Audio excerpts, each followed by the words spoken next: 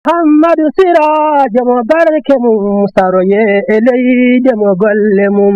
jaali eno koroyidɓe mum jaɓi Allah njoke Ahmada.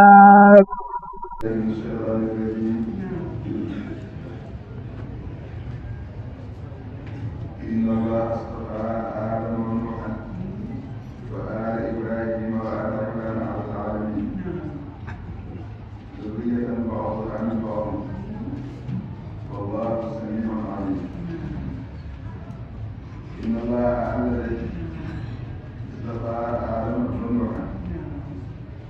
وسبيل آدم ونوح وإذن ذلك وجدنا الموقف بعد الوجه وآل إبراهيم وسبيل إبراهيم وسبيل إبراهيم وآل عمران وسبيل عمران وسبيل عمران وسبيل عمران ذريته سبيل الصحابة وولد جلال ابن المغفور عليه ذرية وبسم الله بعضها من بعض كل وجدت بين الكتابين سيدنا آدم قالوا من قوم نوح قال ديمو إبراهيم ابن آدم إبراهيم فوق اسمه رولي والله أعلم ما سمعه منه علم قال وأنا نقول وغير نقول وعجيه نجيب يقولون فلو نقول نجيبه وهذا وهذا نقول إذا قالت عمران كم تجلس عمران بي ويقول عنه يقول يقول وبي ويجي بي ويجي على المؤمن يوشي وتكري ويقول يا عندهم إني لك كريمة ما في بشيء ولا لكم وانظروا كلمة عندي محررا جلتنا على السر أي قرد يهديون أهم وجدي ويجينا صالحات ورسول ما له ورسول ما له كافي له فتقبل مني بالنادي ما يعجبنا إنك سبحان أنت السميع أمر أن أعلم أني أجنبه ولم فيكم تستعجلين ولما وضعتها يريد الريد ليكون يدري سيكون قربنا فهذا الكتاب سوى بكتنا فتفكني على هذه وقال لي الذي أعلم إني وضعت أمسان إني ولد نعرف ذلك والله أعلم بعض أنا لن يكون فنن عالمهم الذي وليس ذلك الأمسان وقت ذلك الجيلة ذلك تقول الجيلة نقول أعلم وقل ذلك أبنائكم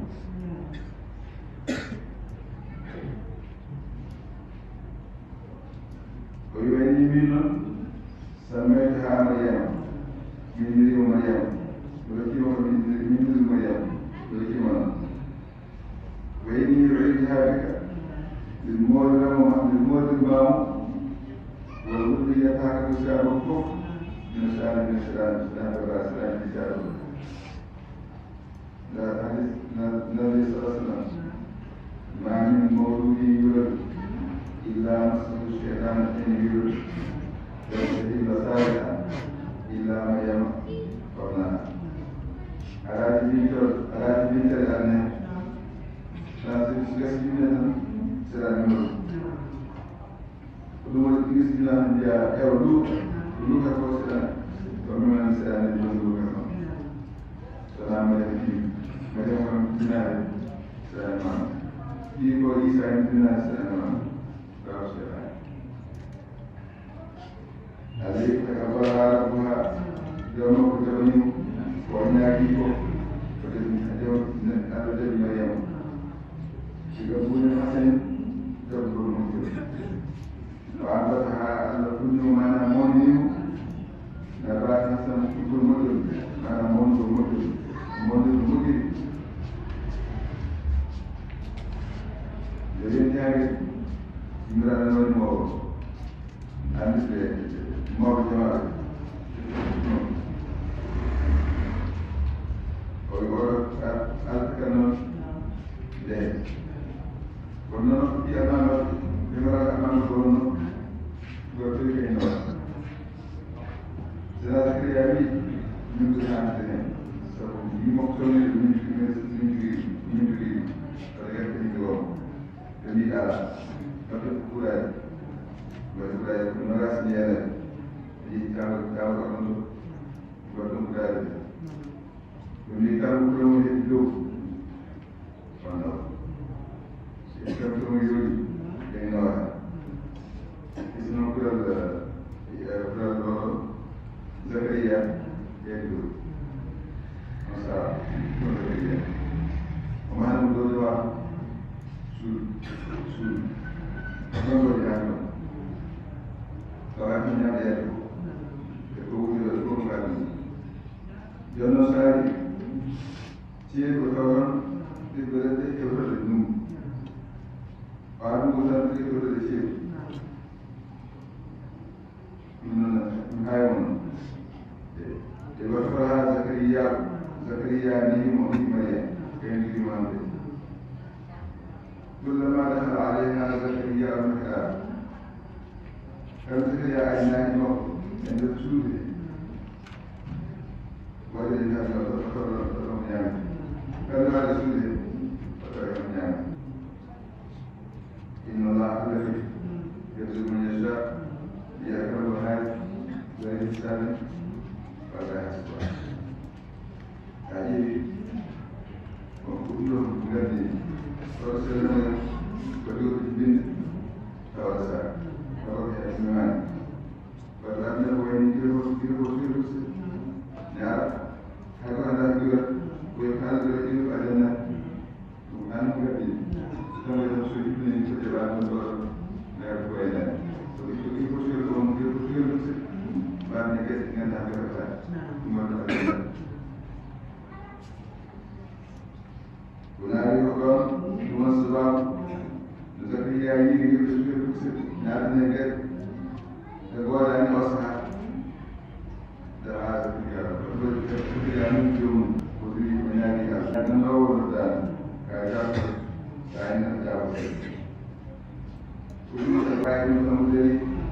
يسلي موجود بما أن الله يبشرك بيحيى هذا مثل ما تدمي يحيى ما تسلم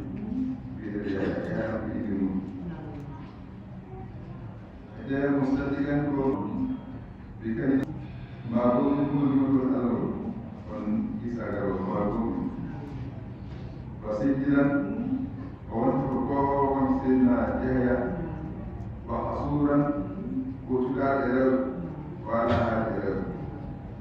ونبيا كلمة فعلا من الصالح الجاهلين بيام فقو سينا الجاهل كانوا من مكملة من أن يبلغون خير الأرضين قالوا يا بيا اليوم كم سيدنا زكريا أن يكون لي غلام صلت بالشرك وقد ذلك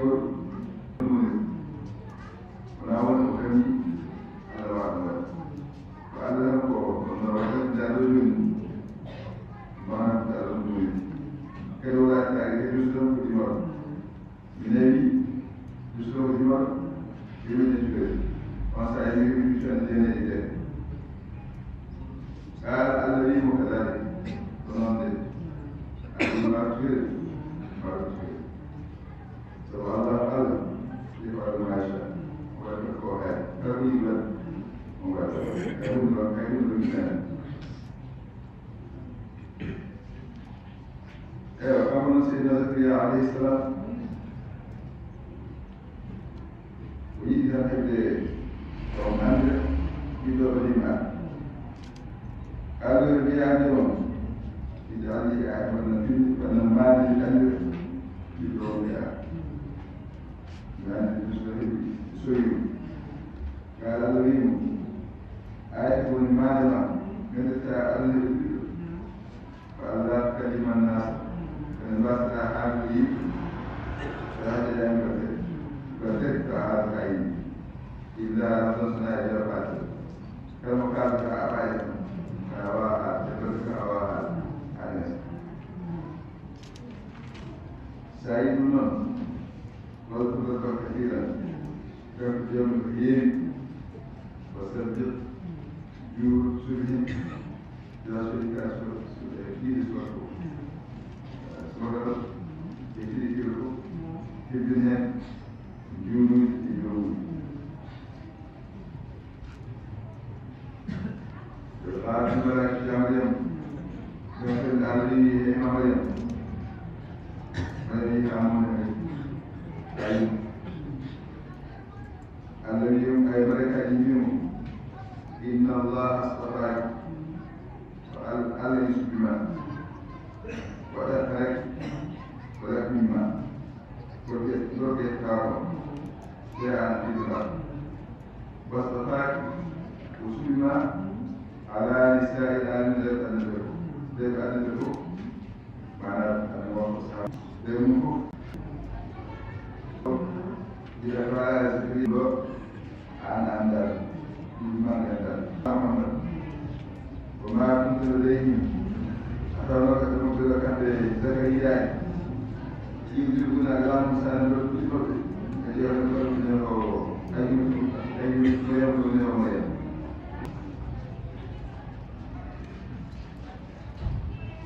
قالت الملائكة تقول الملائكة في سنة الإسلام وهي يا مريم يا مريم إن الله يبشرك أن يسلم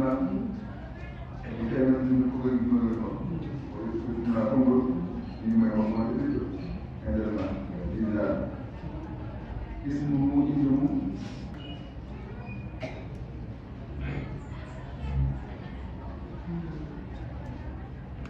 إسحاق بن مريم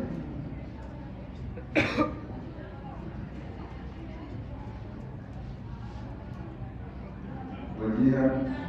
وجملة تجاه إلى تعالى خير المكان وجاه لنا تعالى وجاه لنا تعالى يكلم الناس مع هذه الكلمات بجفاف بقوة مع هذه وكانت التي حاول حاولين لكن ومثال الجاهلون كافر جاهلون أن يكون الولد ولم يصيبه حول كلمه كانت تطلع إيمانه بإسحاق تمثيلا من الولد وعلى الذي كذلك ورمز الواحد بالجمع على من سلطان الرسول سبحان الله يخرج ما يشاء ككلام هاي ككلام هاي إذا قضى أمرا يوجهون فإنما يجوزون تكفيرهم من فإذا يجوزون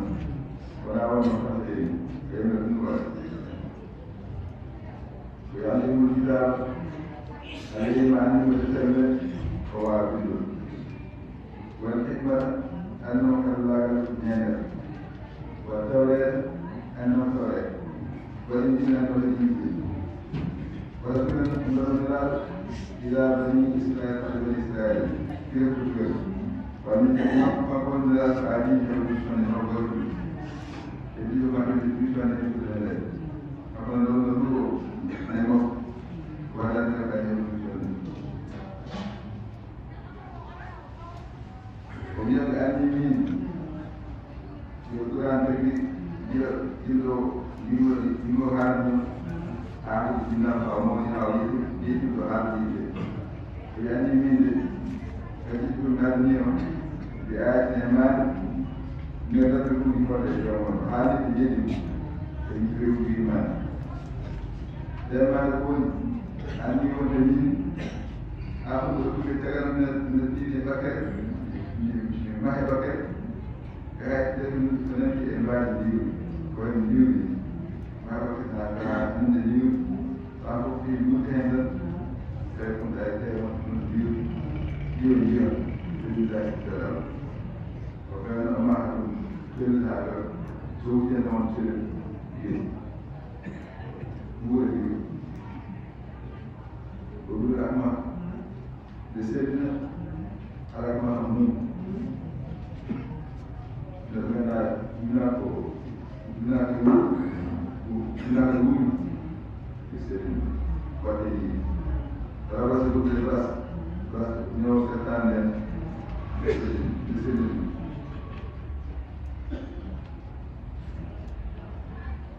yama ndenero seedina tonde ujunere misali jeejel so joojiri wona sell ko waɗi mawta e muusde maayi isla sectoral muusde maayi sectoral ene maayi e wuuri tawde e mbi wuurni hen asa on asa te fof wuurni ɗum wuuri haaɗi mbiri tagal e saan ɗum kon wuurtidi on ko wuuri ha wuuri ha wuuri e wona ɗum mi haɓra on bima ta'kuluna ko ñamoton ko ma tadakhuluna moftude jogii simoɗo sa ari haalama ko hikka walla wurtina kadi mofta sunno o haalama ko ɗum moftuɗa kadi mofta inna fi dhalika ɗum kadi waɗi ayata maɗa kadi wonde ko ɗum so tawi oɗo ɗo bowi ɗum ɗo nandu yiiɗu no ɗo bowi ko bawi mane nartude waɗi ha emin foɗi yalde kawai hana da kuka yi ya mi godiya kullu ya yi mu musulun lugodi lima bayan da ko ya san da tabi to da ko ya san lugodi kullu illa ko da ne da no ba da ba mu da kana ya mu da ko ka mi no da no ba ne ko ya tsafna ne na da ke harus nanti. Soalnya kan yang di, bukan yang di, katanya kok sampai sini. Jadi sebenarnya biasa itu mas nggak terima dari jomblo. Menurut sebuah kuliah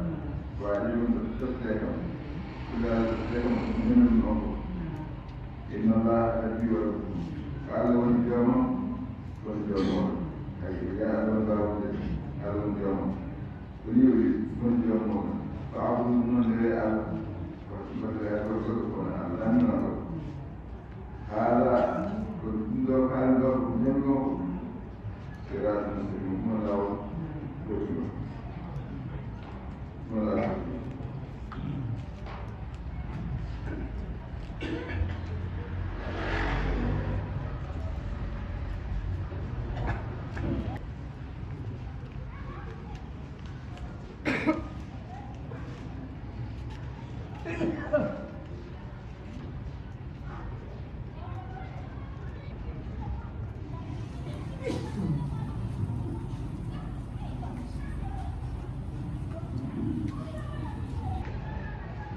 Bismillahirrahmanirrahim.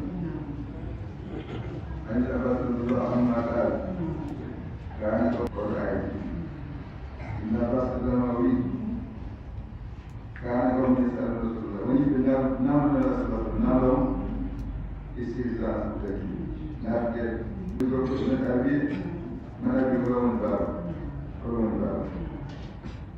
يقول التعليم تعليم مناقض فاليوم المهدي يوم أن أكمل البعوض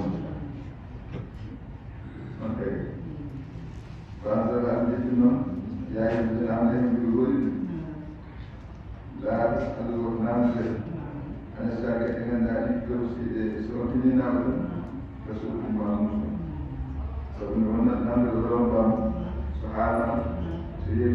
se una via non va, ma che lo se lo sanno ancora come non poi sa che non ada sesuatu yang menjadi ekonomi dalam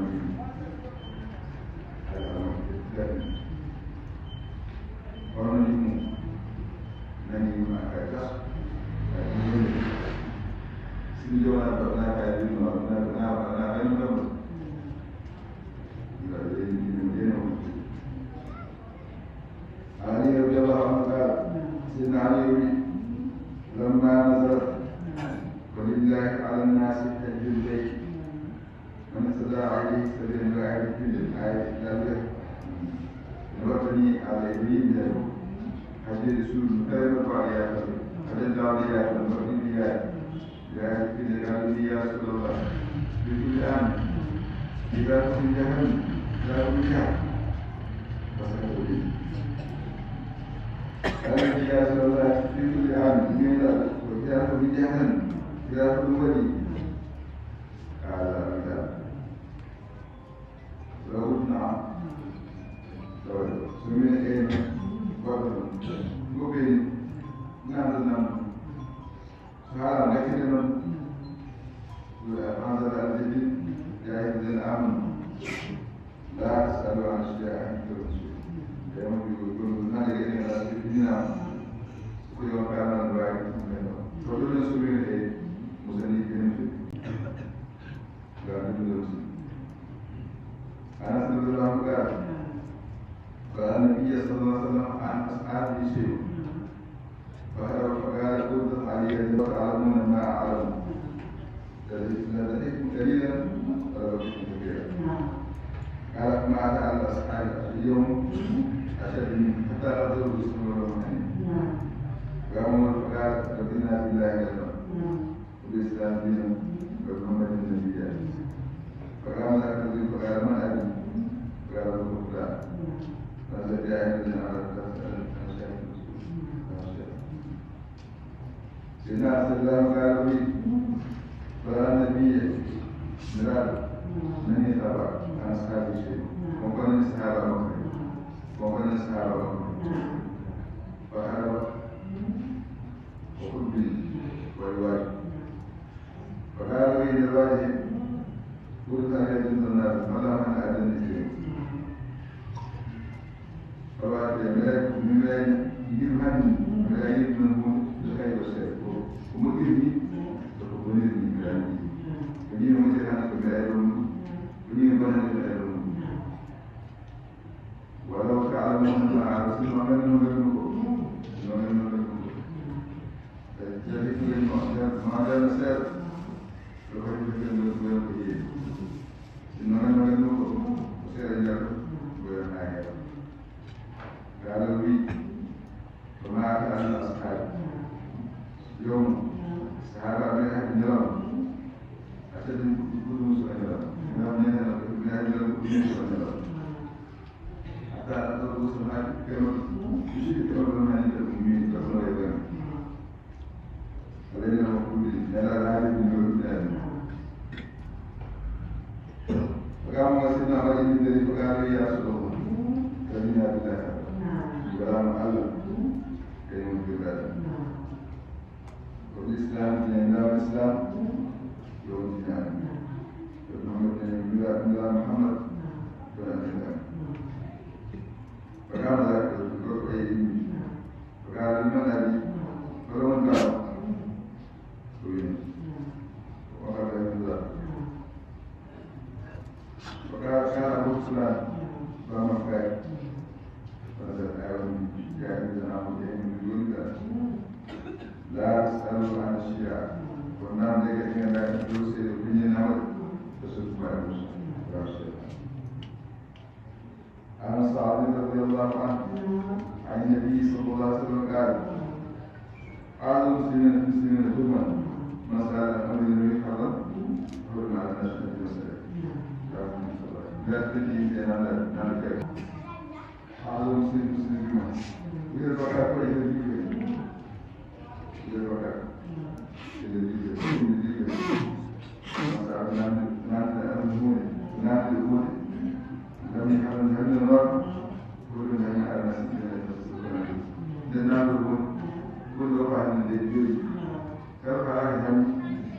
في كتب فإنهم مذاكرون ويرجون سؤالاني سأل أبا عن يا أيها الذين آمنوا عليكم أنفسكم الآية فقال أما والله كسأل أنا كبيرا قال رسول الله صلى الله عليه وسلم فقال بئمروا بما تنهى حتى إذا أشرف الله وهو متبع وديم أتموثر فإذا بدل أي بأي عليك الخلاص نفسه وإذا أرام لأن ملائكم أيام أصبوا فيهن ذكرت الجوي للعاني فيهن أي 50 رجلا يعمل مثل عمله قيل يا رسول الله هل 50 منا أو منكم قال بل 50 منكم قال رسول الله سيدنا أبو بكر قال إنكم رأون تقرؤون هذه الآية فإنه هو الآية من أمر الموت أي ما الذي يهم بدون ذلك لكن ذكرهم لكن ذكرهم لا يدركم مرض قال ما تدركم قال أنا أستيقظ في يوم يدركم هذا وكان يدركم لكن ذكرهم ذكرهم ذكرهم Orang yang kaya tak orang ni orang orang juga tu kan rento. Bahasa yang berbuat. Ini sudah ini dah yang jadi. Ini nasi orang begini. Ilara awalnya sendiri tuan yo. Dulu awalnya yang kaya mungkin kan. Asal yang mula. Jaga. Ini apa? Alam apa? Kamu pada kamu. Ini mesti dia tahu. Kata apa ni? Tuan sebab ada pada kamu. Tahu. Pada dia tahu sesuatu yang mungkin ada di kamu. Dia kamu.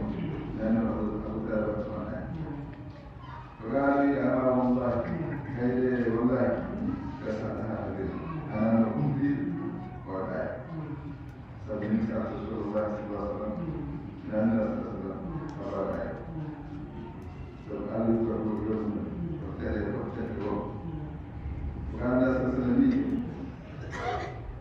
berfirman Yesus Tuhan kalau menunjukkan hubungan hatta kan saya subhanallah dapat bertanya dari mengucapkan dari Rasulullah faham terhadap keadilan ayat keadilan bukan bermakna warnanya mutahayyikan anna guna itu konar itu ada dalam ini terkait dengan menarik dan juga hari ayat jadi tahu diri ayat ayat baru dia pun minum baru kan menjadi ada ayat saya dua imam ada dengan ayat dan pada kelas ada ini kiri ada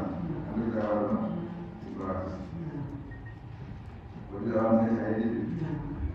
awam ini jangan ada kata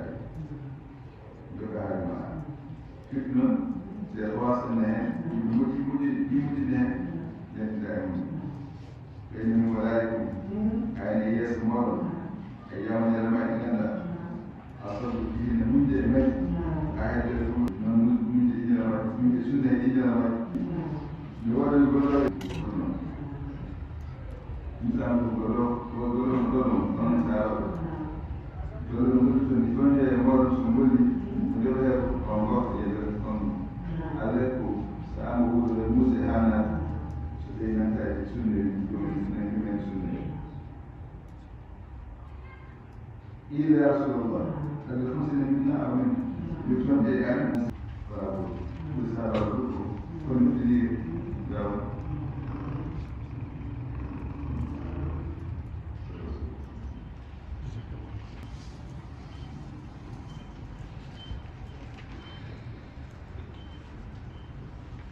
Lanyo ke Ahmada